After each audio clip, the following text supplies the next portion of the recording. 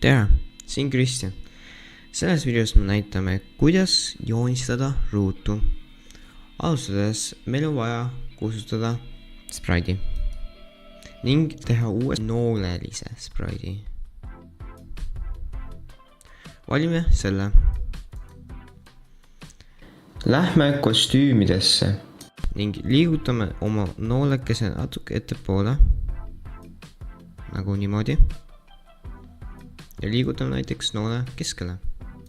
Nüüd on meil vaja pliiatsit. Kuidas me saame pliiatsit? Vajutame siia, siia ja meil on juba pliiats olemas. Enne on vaja pliiatsit alla panna, nii et vajutame pliiats alla. Paneme värviks siin ka musta. Ja paneme pliiats alla, vajutame selle peale ning vajutame võtta pliiats värviks must. Nüüd on meil vaja liigutada seda.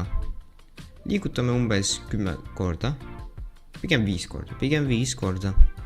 1, 2, 3, 4, 5. Nüüd on meil vaja 90 kraadi keerata, nii et vajutame seda nuppu siin 6 korda. 1, 2, 3, 4, 5, 6. Nüüd jälle vajutame uuesti liigu. 1, 2, 3, 4, 5. Uuesti pööra. 1, 2, 3, 4, 5, 6. Nüüd uuesti samamoodi. Ja uuesti pööra. Ja lõpuks veel viimast korda 5 korda liigu.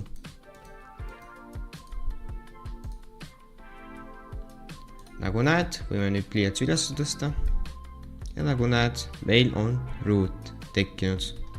Aitäh vaatamast!